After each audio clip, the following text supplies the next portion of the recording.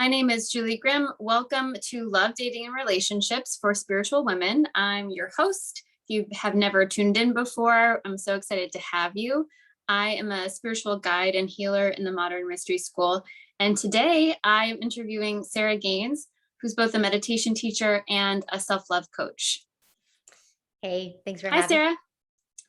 And so it's so funny because Sarah, I actually haven't even told you this, but I became aware of you through a mutual friend who does boudoir photography. Oh.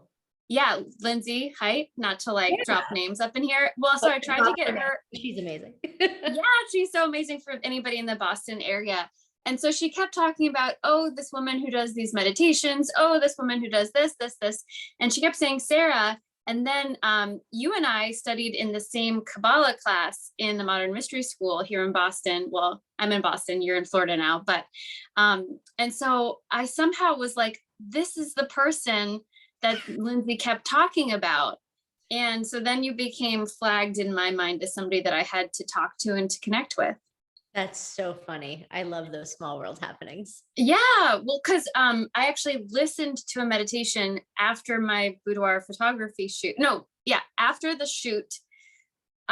This is all of a sudden becoming a little promo of Lindsay, which I didn't intend, but she is really amazing. Show Your Spark. You guys can check her out. Yeah. But it really is, she's trying to reframe that experience as a self-love experience and female empowerment experience, which it absolutely can be.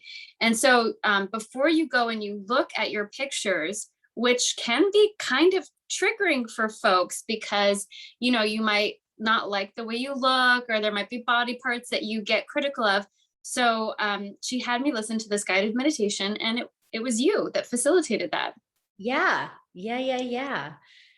That's so funny. I had no idea. So you didn't even know, but I knew. So you were on my top secret radar. Amazing. Well, yes, this was a long time coming. And so I'm really happy to have you here. And I think that it's always exciting when these, like you said, worlds collide, or when we start to become aware of people through lots of different circles. It's like, oh, what's that magic that's coming up? Right. And I think a lot of that is that harmony and synchrony around mission and purpose and what, we're focused on in terms of the work that we do. 1000%. 1000%. Cool. So sidetracking back to Love, Dating, and Relationships, which is so much about everything, that meditation that you gave. And I know you're going to talk a lot about that today. What brought you, I guess, into this kind of deeper space of, I don't want to say analyzing relationships, but witnessing the power of relationships to help us heal, to act as a catalyst in our life? It's such a great question. And as you said that, so many little sparks kind of just floated through my awareness. And I think for me, it really goes back to my first long-term relationship, where that relationship, I was suppressing my inner voice that was telling me this isn't right. I was not honoring myself. I was, living in this relationship that was not what I wanted, but I wanted so badly to be in that relationship. So I held on for so long until one day after 4-ish years, it was just, okay, nope, this is not what I want. And from that moment on, it really catapulted me into always listening to that inner voice. And through that, I just started deepening my own, meditation practices, awareness practices, personal connection practices, and ultimately self-love. Because what I know now more than ever is that our relationships are just a reflection of our own relationship with ourself.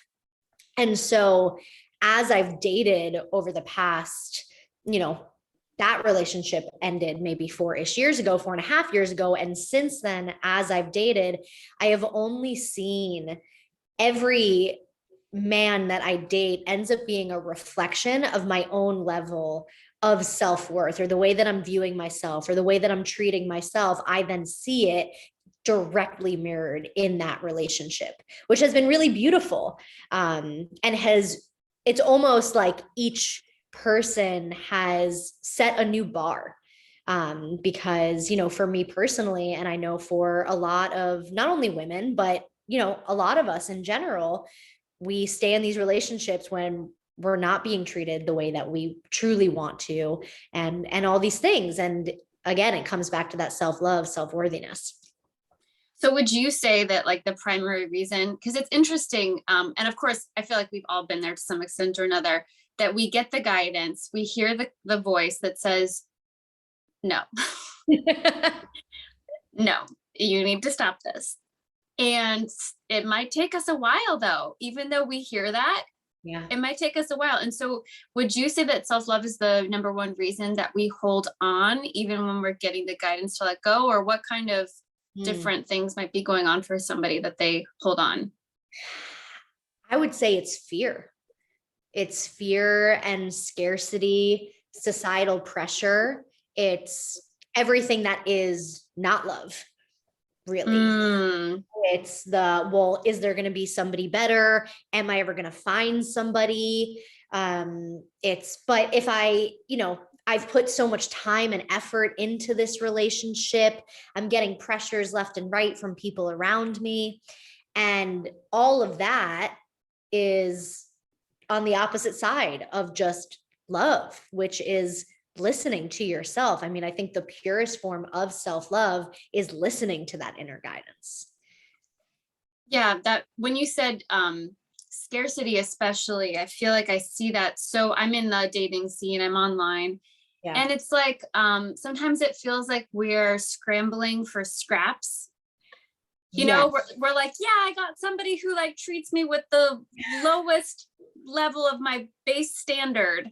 Yeah. Yes. And then you're like reflecting, was that really a win? Because I don't I don't think that was, but it can feel like exactly what you're saying. I mean, I can remember times in my own life when I felt that way, that for whatever reason, you're like, I think this might be the best I could ever get. Mm-hmm. And so we kind of start to fall for that story around, maybe it's like we told them all of our dark secrets that we've never shared with anybody. So we're like, I could never have this level of intimacy with another person, even though I don't feel emotionally safe with them any longer. Right? Like, but we're still invested. And so, yeah, it's so crazy. But I love that you just boiled it down to fear, anything that's not love, really.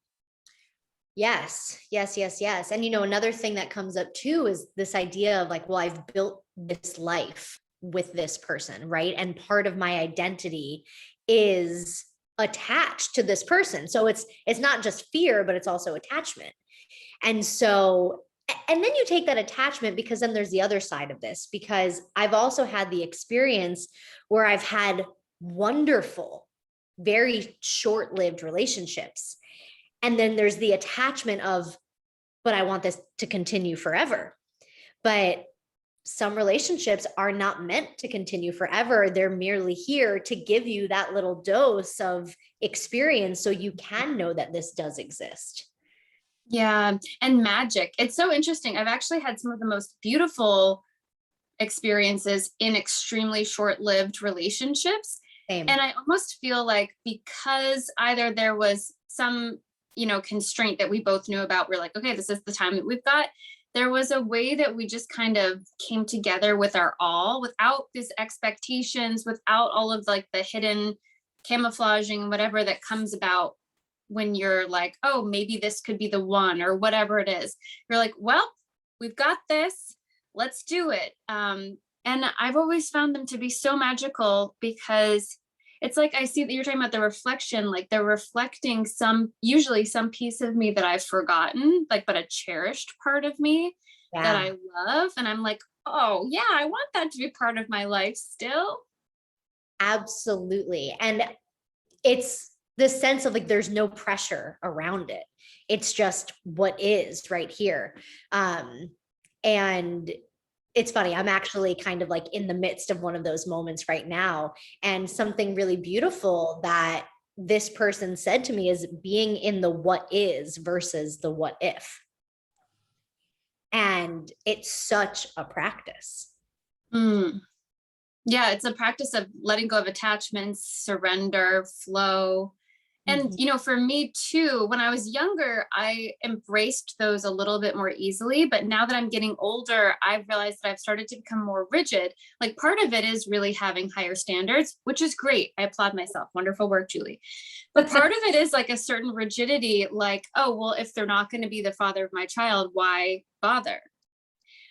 And which is fair. But if there's this opportunity for like a magical experience that's going to add more love to my life and reflect something valuable to myself that I've been neglecting, why, just because there isn't always that outcome, you Right. know, maybe it's still worth exploring. And so that's something that recently I've started to kind of open the book back up on, and be a little bit less dogmatic. Obviously, like still there's respect and communication and all of those other good things, but not always be so outcome oriented.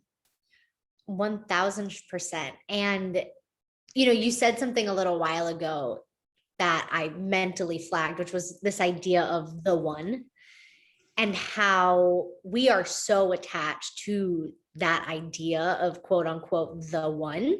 And for me, that became so clear to me. I remember I had this moment of recognition where it was basically like any guy that I would see on the street or make eye contact with, internally, it would be like, is he the one? Is he the one? Is he the one? And it was like this level almost of like this like cortisol spike every single time. And, as I started noticing it, I started, every time it would happen, like breathing into it and relaxing into it. And, you know, ultimately coming back to there is no the one, there is you are the one, which is, kind of a hard concept to maybe wrap your head around, but it's true. And we have these people that come in and out of our lives for different seasons to provide different different supports, or we co-create certain things with them. But I don't think there's the one for one thing only. Yeah, I think that's a really liberating standpoint to have. I've totally had that experience of, oops, sorry, my book just fell, of saying, oh, he's the one. Is he the one? Is he the one? Is he the one? It almost becomes like this disease, Yes, because you're kind of goes back to that what you were saying about what is.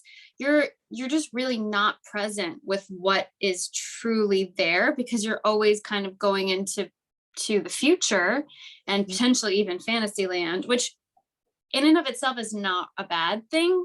But if that's how you're exploring the beginning of every single relationship, like you're just setting yourself up for disappointment. There's no other way. yes, yes. Because then you're going into the relationship. It makes me think of, the most basic cliche of it's not about the destination, it's about the journey. But same thing with relationships. Just be in it and the experience of it as it unfolds versus, well, I need to get to this endpoint. And so I'm going to try to force and pigeonhole things so I get to that endpoint. And along the way, I'll kind of throw by the wayside how it feels because I'm so focused on that thing. It's so funny that you bring that up, because I think that's a huge piece of my own personal learning.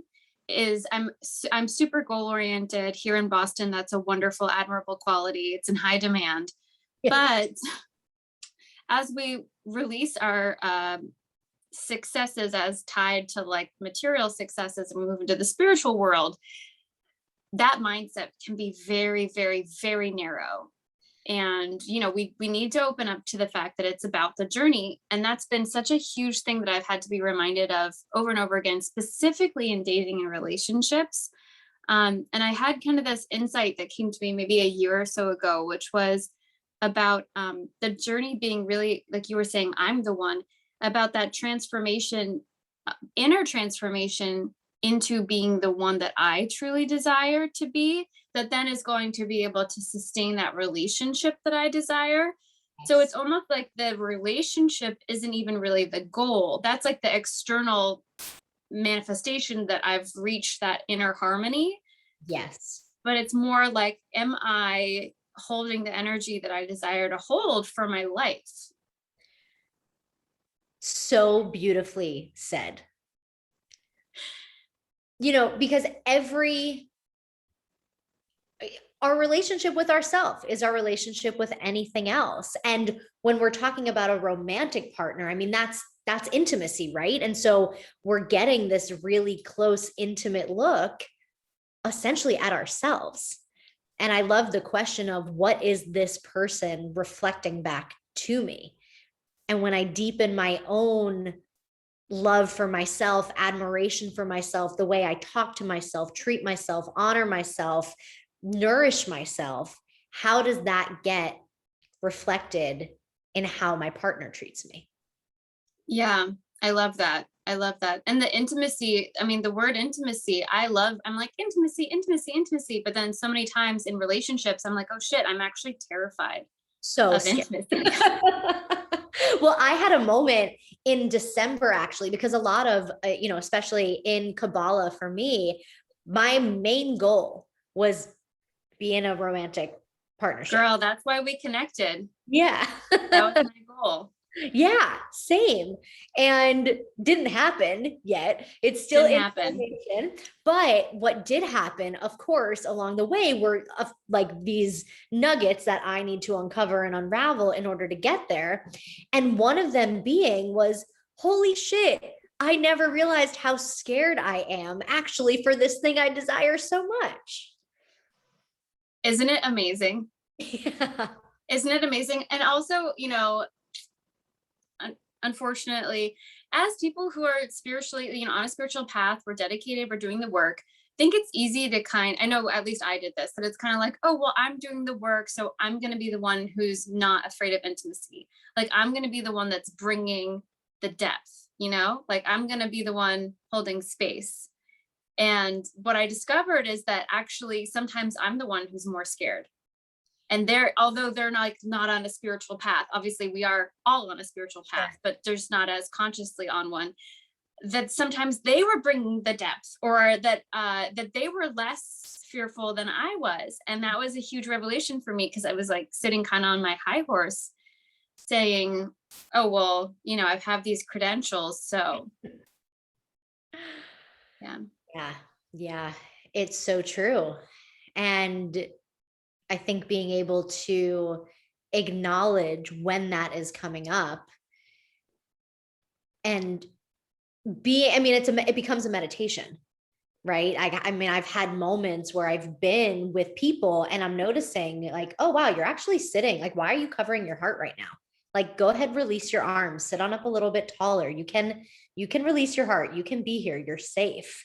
And I'm literally doing it in the moment. And so it's just this constant observation, noticing, shifting, and softening.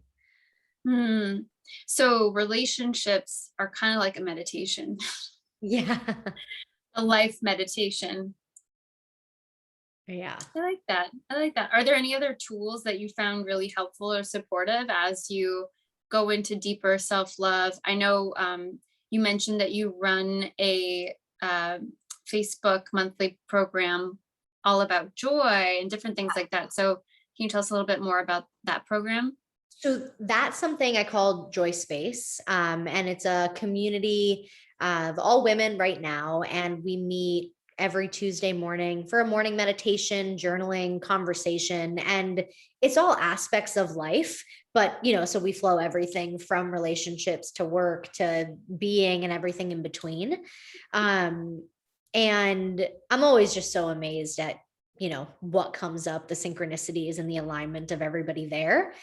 But the other thing really that has aided me in this expansion of self-love is a practice that I call joyflow. And so it's a class that I teach, and it's a combination of a really slow, gentle yoga that builds up into intuitive movement and ecstatic dance. And that practice has cracked me open beyond belief, because ecstatic dance and intuitive movement is giving yourself permission to take up space and allowing yourself to express through movement or noise or whatever it is as freely and openly as your heart and body literally desires. And what you notice when moving through it is, if I'm guiding and I'm saying, all right, just like start to move your body, oftentimes the questions come through of, well, am I doing this right? Is anybody looking at me? Does this look weird? Like, and then you feel you feel the smallness, and then you use your movements to begin to break out of it. And it's just such a parallel to how we experience life. And so that practice has been huge, huge, huge, huge for me. And I think for me, one of the biggest challenges to work through when it comes to relationships was this idea of being too much, and coming to this notion that if I'm too much for you, then you're not the one for me. And it's as simple as that. And allowing myself to be quote unquote too much, to express love how I want to express love, because I love a lot and I like to express it. You know, like if I'm loving on you, you know it. I don't hide it. Because the only hiding in it is fear. And why do that? So joyflow for me has really been a catalyst in that expansion, in that acceptance of just fully taking up space and of muchness, if you will. Yeah, and expressing the muchness as much as you need or desire. Right. I mean, emotions, they live in the body. And so if we're not expressing them, like you were talking about, kind of quieting your voice in relationships, or if we have old traumas that we're holding on to, I can understand how that would be hugely important. And I know, so we actually brought somebody on this show who talked about feminine energy not too long ago. It's a great interview if anybody wants to watch it, with Katie Phillips. But, feminine energy has been something that I've started to really delve into, understanding that it's a huge key component to creating balance and harmony with myself. And then also, reflected in a relationship. And it's so, because again, I mentioned I'm goal oriented. I live here in Boston. We like to work with the mind. And I do have the strength there, but at a certain level, your strength can become your weakness if it's overused. So it's been so enlightening to me, when I have an issue, I want to problem solve with the mind.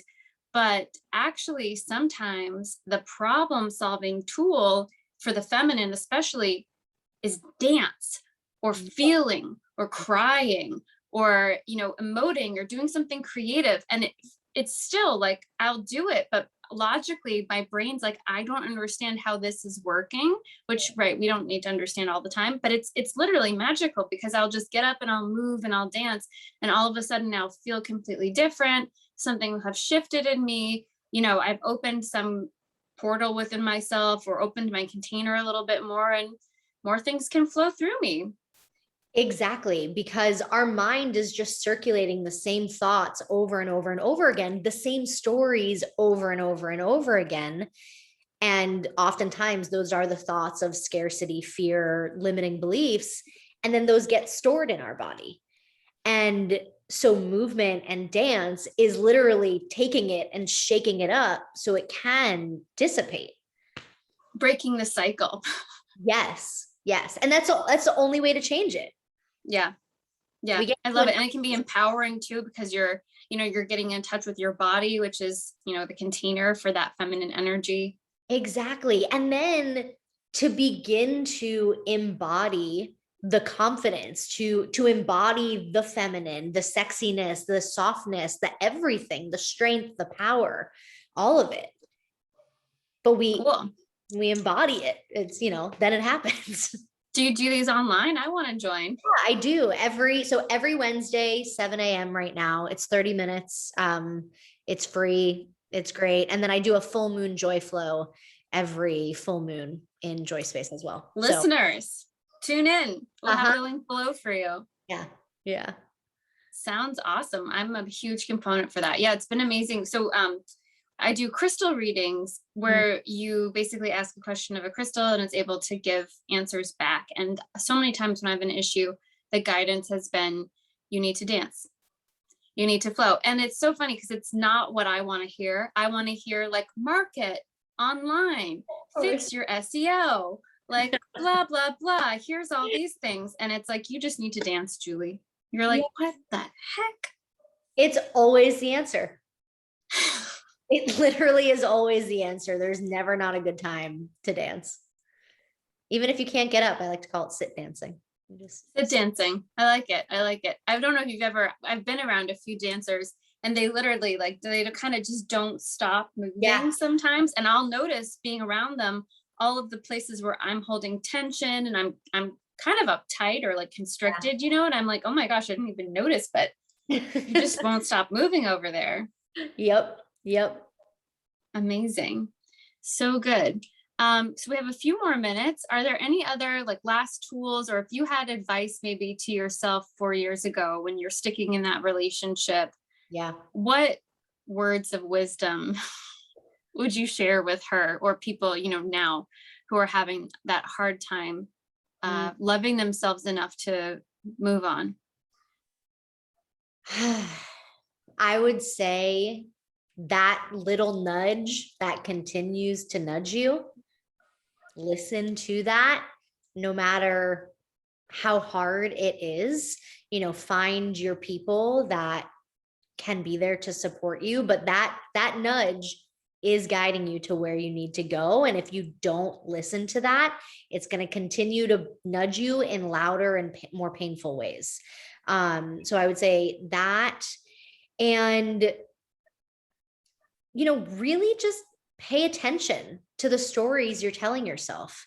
What's the constant thought track that's running through your mind? And how can you speak more lovingly to yourself? How do you want to be spoken to or treated by other people? And are you doing that to yourself? And it might be something as simple as maybe you write yourself a little love letter, right? Like write yourself what you want to hear, but make it from you. And, you know, our thoughts create our realities. Our story creates everything that we attract and manifest. So what is the story you're telling yourself? And what do you want it to be? I love that. Yeah. So often I work with people and we take a look at their story and I'm like, is this true? Is this true? And they're like, I'm not sure. I really hope it's not, but I think it could be. And you're like, well, could there be another truth? Could it be something different? And they're like, maybe. I'm like, is maybe better than this story? They're like, yeah, probably, because this story sucks and it's really painful. So you're like, okay, let's open the door there. You know, let's open the door to new possibilities. Because sometimes those stories feel so true, Right. that we can't even really see around them. Totally. We're like, this is a fact, but it brings me enormous emotional pain. Yep. Yep. And it's preventing me from taking action I desire to take, and I'm getting nudged to take. So how, you know, so it's like inviting that sort of maybe into those, the way that we're speaking to ourselves, the stories that we're telling ourselves, because if they're hurting you immensely, they're probably not true. Right. Right. And it makes me think of a question I always love to ask, which is, what would love do? What would love say? Yeah. And that'll get you to the truth, the Mhm. truer true. Yeah. Yeah. Yeah. Love probably wouldn't say one millionth of the things that goes on in most people's minds. No, no. Yeah. That's great. Great words of wisdom. I love it. I know I definitely could have used it before. I know we mentioned when we were talking about what we're going to talk about today that a breakup also brought me not necessarily on my spiritual path. I was already walking it consciously, but Yeah. way more committed and way deeper because like you said, it's a mirror for how we're treating ourselves. And it was so painful for me, that breakup, that I understood I don't want to repeat that again. How can I not recreate that super painful experience in my life? And it was like also kind of a wake up call about a lot of unhealed, deep issues that had caused that much pain. And I was like, well, I better clean that up. Yes. Yes. Yes. Yes. And I think, you know, it just comes back to the question of, what is this reflecting in of me? right? And really getting honest with yourself and understanding that you deserve and are worthy of everything that you want in love. And it starts with you. Yeah. Powerful. Not always easy, but No. once we make that commitment to ourselves and we stick to that day by day, guaranteed, like you were saying, I mean, it's always leveling up. Like there's always something new that you're being showed. And I think that that's just a testament to that inner work, right? Mhm. We don't have to go back and repeat those old cycles if we make that commitment to show up. We might still meet pain. Of course, we're You definitely know, we pain. we might still, years later not have that relationship that we so desire. But I also feel like that's also a testament to the greatness of that goal. Mhm.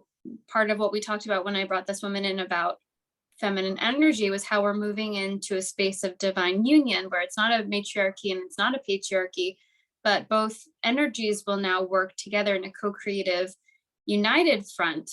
And when I'm obviously really passionate about relationships, and I think a huge thing that's happening right now is this awakening to a new potential that was, I don't want to say unachievable, but which is now much more achievable for many more people. Yeah. But not without work. Right, right. And not without awareness and, commitment. Yeah. It's a long road, but ultimately that commitment, like you were saying, is commitment to self. Exactly. Yeah. So beautiful. Well, it's been really good to connect with you Yeah, so same. much more. And I'm excited to obviously still see you in my bubbles, my different worlds, and see how both of us create these new relationships for ourselves. So very exciting. Yeah, likewise. Thank you for having me. And see you at the Joyful. ecstatic joy dance. Yes. Love it. And Like anybody else, listeners, you're welcome to come too.